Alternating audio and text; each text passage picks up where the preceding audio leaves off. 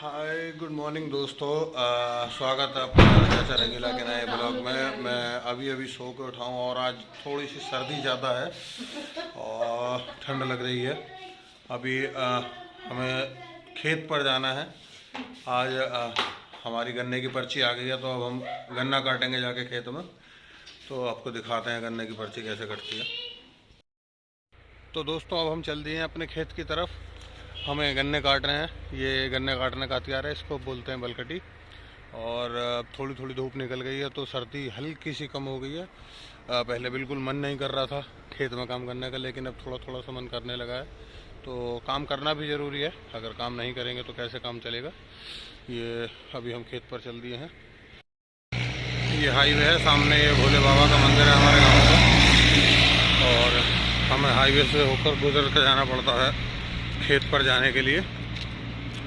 यहीं पर ये हमारा जाहर बाबा नीले घोड़े वाले का मंदिर है, और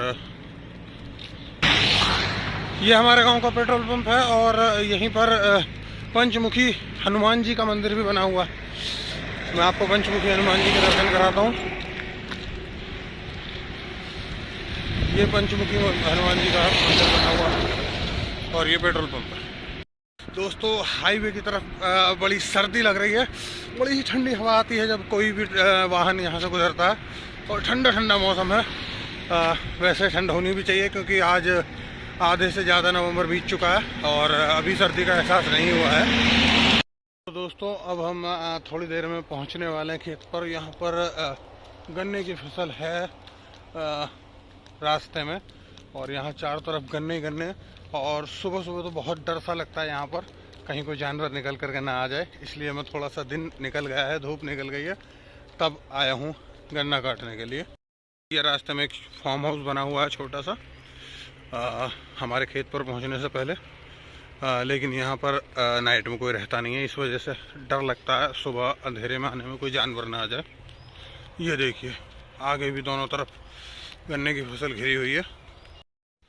तो दोस्तों फाइनली हम पहुंच गए अपने खेत पर। यहाँ हम पहले भी गन्ना काट चुके हैं, तो इस वजह से जगह बनी हुई है। और अब हम फिर से हथियार उठाने वाले हैं और गन्ने की फसल को काट कर गिराएंगे।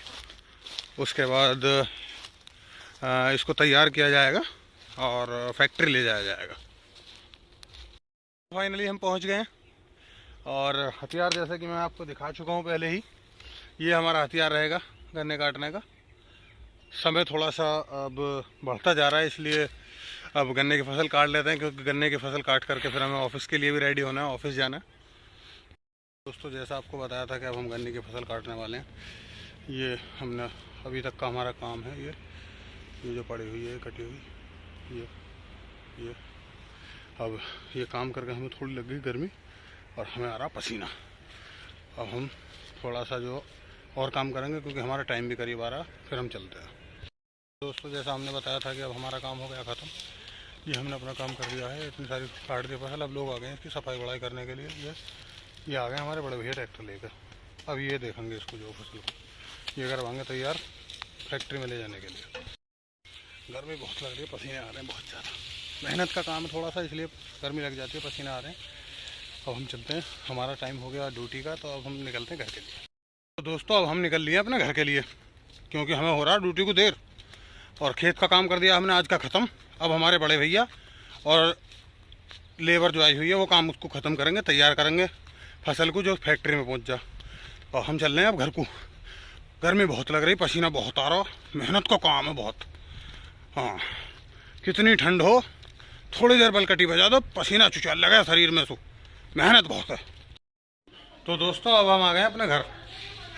हमें क्योंकि ड्यूटी के लिए हो रहा लेट, तो अब हम जो नहा धो के तैयार होते हैं ड्यूटी के लिए और चलते हैं ड्यूटी।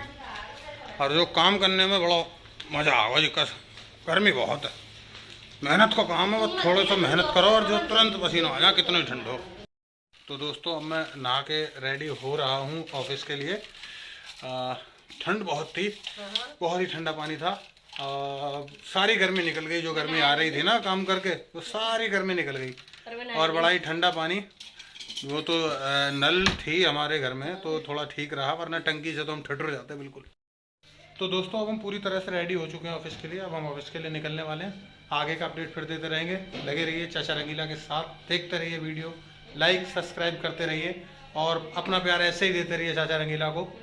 आप प्यार का भूखा चाचा रंगीला तुम्हारा।